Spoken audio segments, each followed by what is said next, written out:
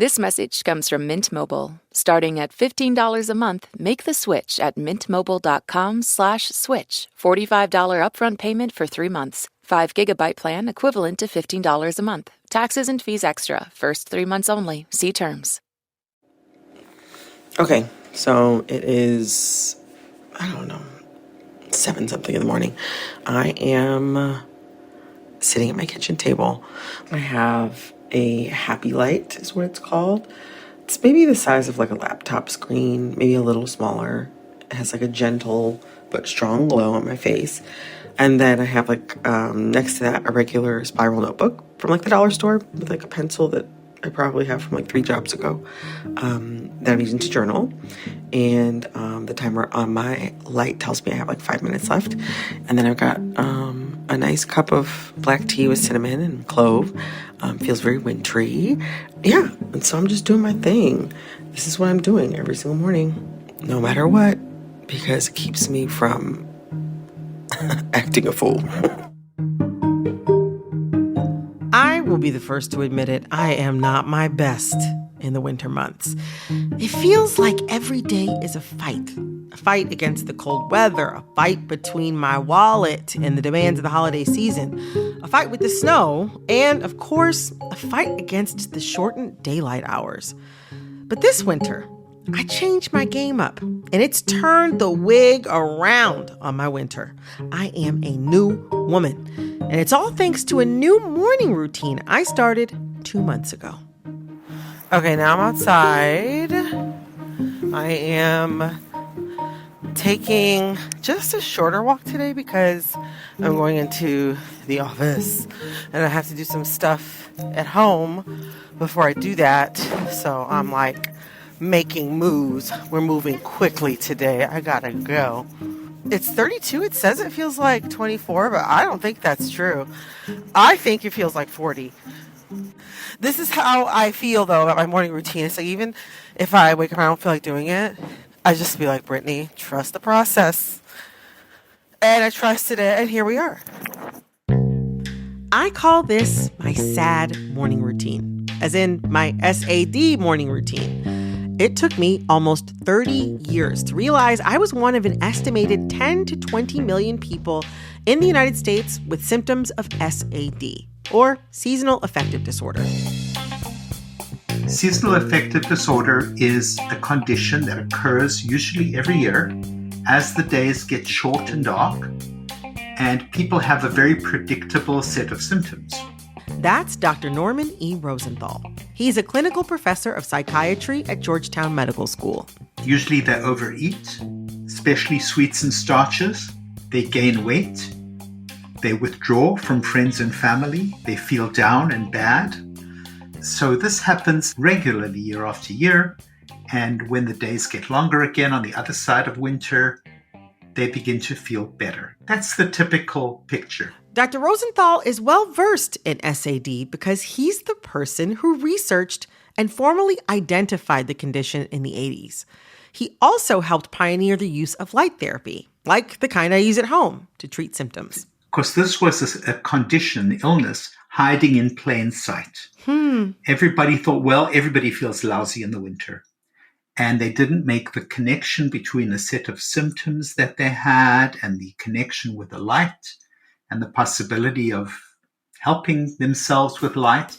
So it all evolved slowly. We did the research, we described the syndrome, and I called it seasonal affective disorder, or SAD. I thought it was a nice acronym, SAD, SAD. Yeah. It's taken me years to settle into a routine that works for me, but I think I finally got it.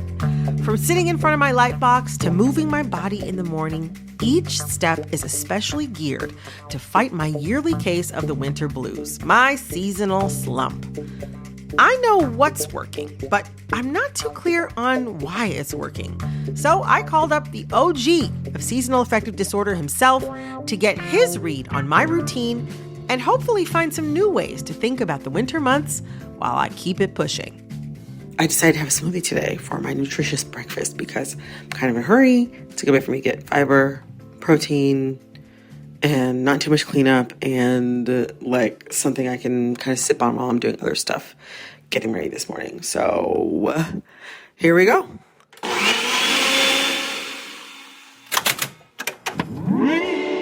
Hello. I'm Brittany Luce, and you're listening to It's Been a Minute from NPR, a show about what's going on in culture and why it doesn't happen by accident.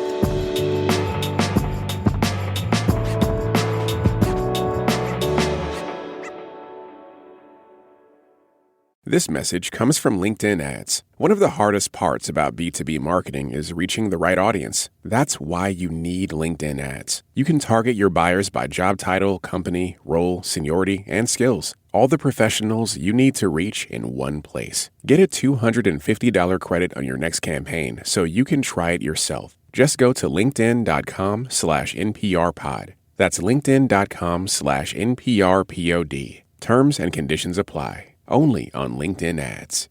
This message comes from Amazon One Medical and Amazon Pharmacy. Having a health issue that requires medication can be stressful. Are the meds going to get refilled on time? Do I need to renew my prescription? Do I need an appointment to get them renewed? Amazon One Medical has 24/7 virtual care, and Amazon Pharmacy delivers meds to you fast, anxiety-free. With Amazon, healthcare just got less painful.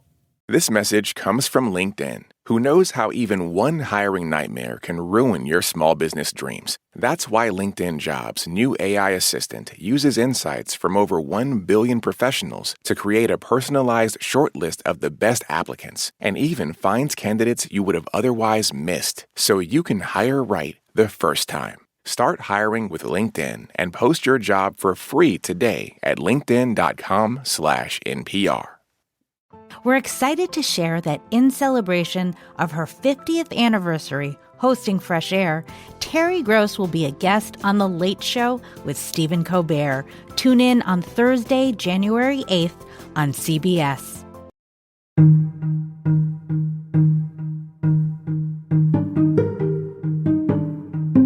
So, something I wanted to run by you, Dr. Rosenthal.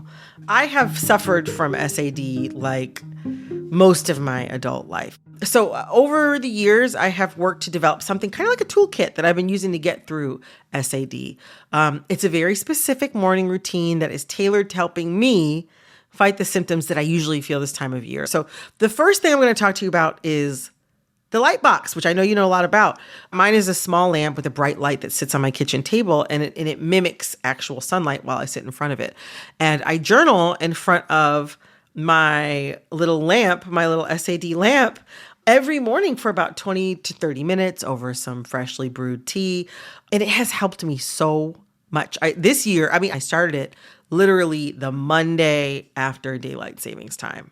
But I know you pioneered the use of light therapy for seasonal affective disorder. But I'm wondering if you can break down for me and break down for our listeners why it works. So it's very simple, and lay people can understand it very easily because the light comes in through the eye, and it stimulates the neurons at the back of the eye, the retinal neurons, and that sends messages to certain parts of the brain, and they register, wow, it's summertime, cheer up.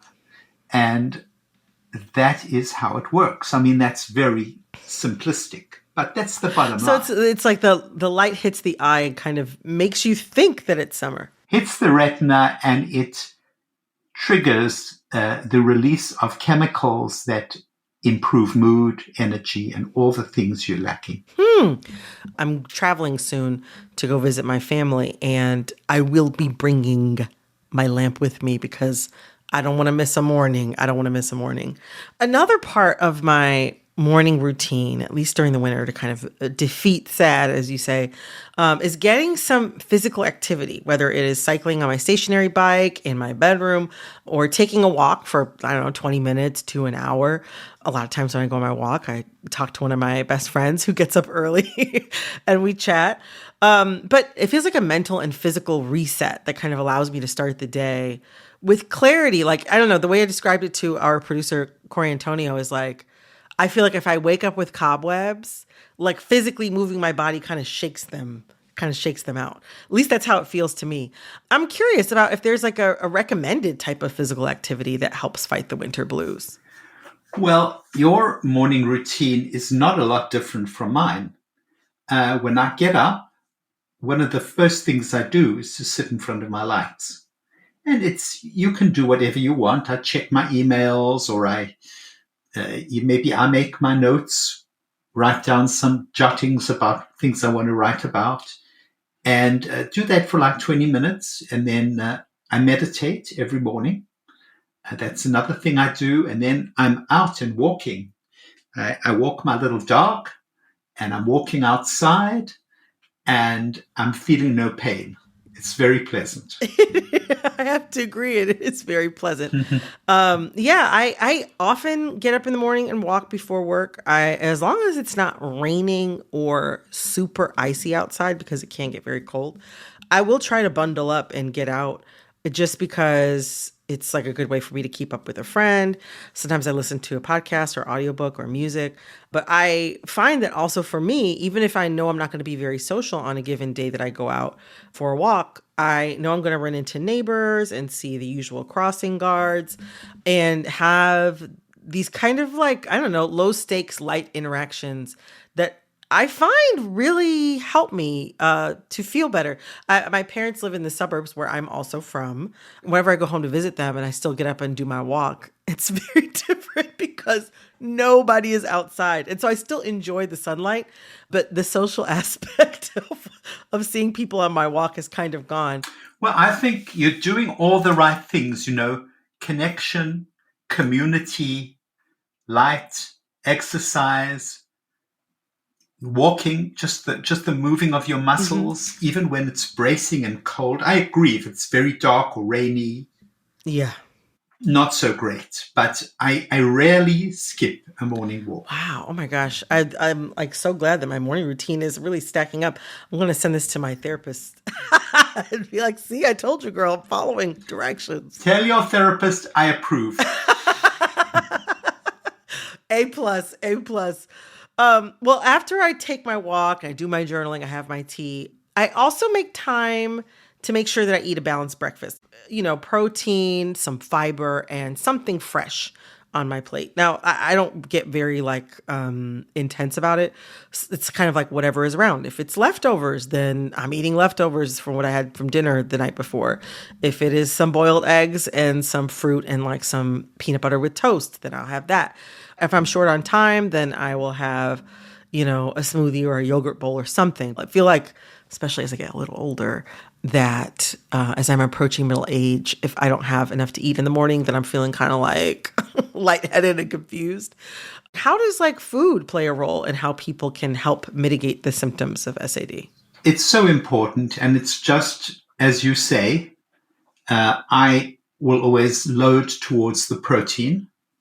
So I'll have egg beater omelet or a cucumber and some cheese. If I want a little bit of carbs, I love a handful or two of sunflower seeds or pumpkin seeds, pepitos. I like those. Right. I'll give you a little tip. Let's say whatever it is that you had for dinner the night before, if you really like it and it's well balanced, make a little extra so that you can have it for breakfast the next morning. Listen, I'm a big fan. I am a big fan of leftovers for breakfast. I was actually just saying to some of our colleagues at lunch today how I love a good old breakfast soup. I like a good miso soup or a lentil soup for breakfast.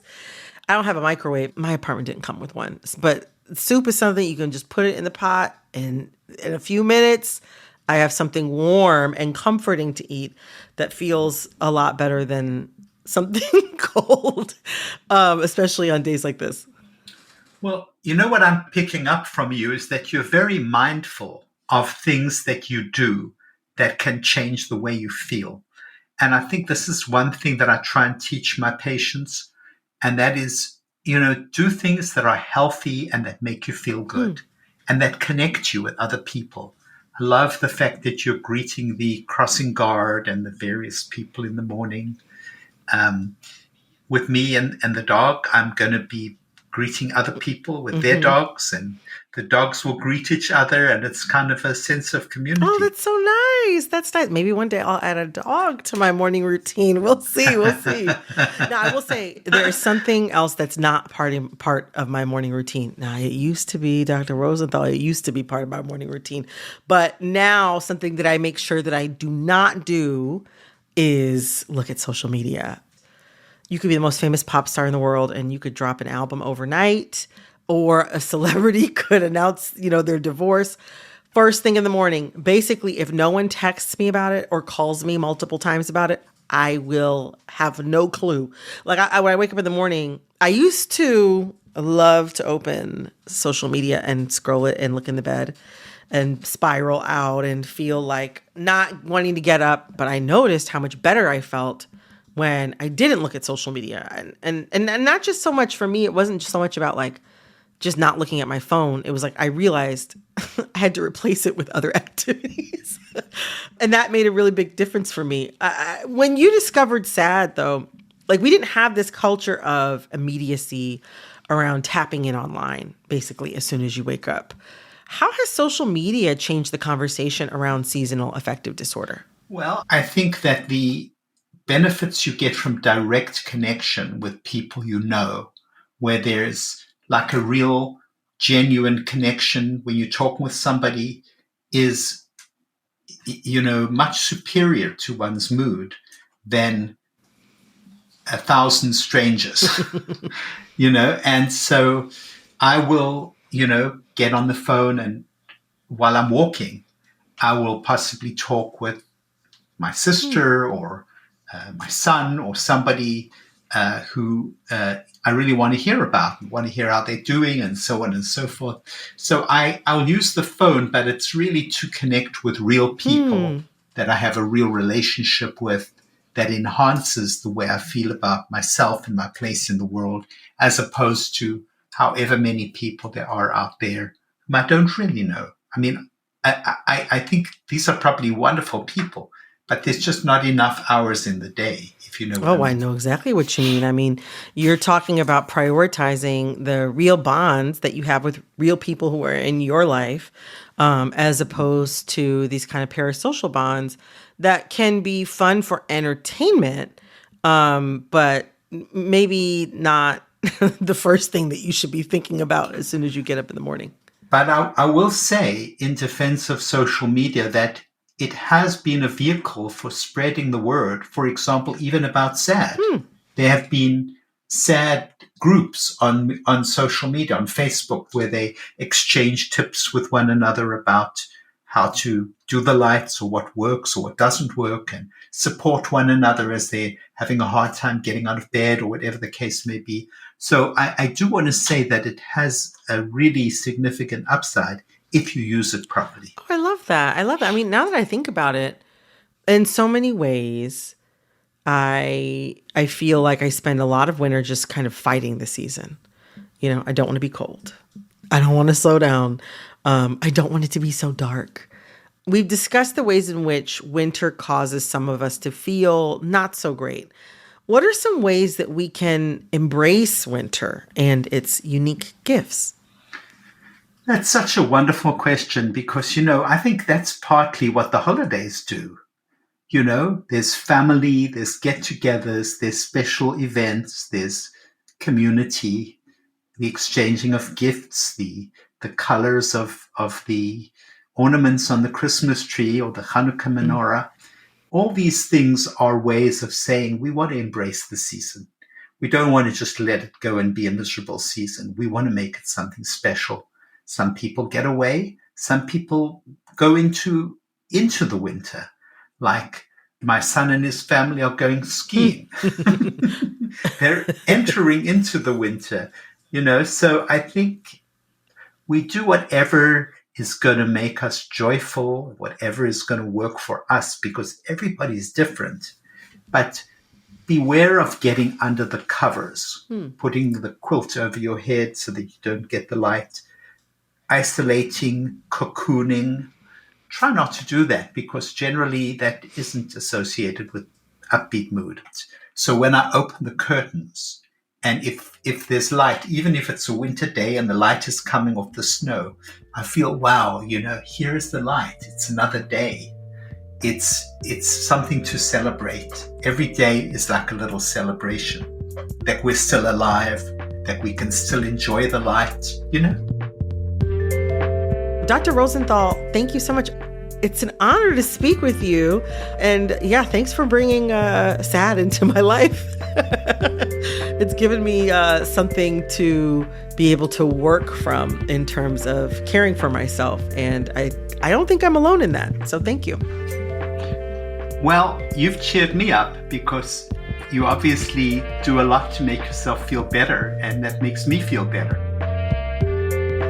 That was Dr. Norman E. Rosenthal, clinical professor of psychiatry at Georgetown Medical School and author of Defeating Seasonal Affective Disorder, a guide to health and happiness through all seasons. So you all know I love hearing from you. And over the past few weeks, some of you have left the sweetest notes for me in the comments and reviews. One of y'all wrote, "This is my favorite podcast produced by NPR." Me too. Another wrote, "Thanks for enriching my life." You guys, I'm blushing.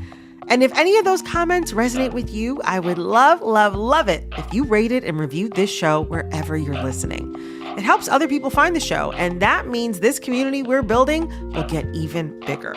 So join the team. Rate and review this show right now. And thank you. This episode of It's Been a Minute was produced by Corey Antonio Rose. This episode was edited by Aaron Edwards. Nina Patak. Our supervising producer is Barton Girdwood. Our executive producer is Verilyn Williams. Our VP of programming is Yolanda Sanguini. All right, that's all for this episode of It's Been a Minute from NPR. I'm Brittany Luce. Talk soon. This message comes from Mint Mobile. This holiday season, stop overpaying for wireless and switch to Mint. Shop 50% off unlimited plans at mintmobile.com/switch. Limited time offer. Upfront payment of $45 for 3 months, $90 for 6 months, or $180 for 12 months. Taxes and fees extra. Initial plan term only. Above 35 gigabytes, network may slow when busy. Capable device required. Availability, speed, and coverage varies. See mintmobile.com. This message comes from Jerry. Many people are overpaying on car insurance. Why? Switching providers can be a pain. Jerry helps make the process painless. Jerry is the only app that compares rates from over 50 insurers in minutes and helps you switch fast with no spam calls or hidden fees. Drivers who save with Jerry could save over $1,300 a year. Before you renew your car insurance policy, download the Jerry app or head to jerry.ai/NPR.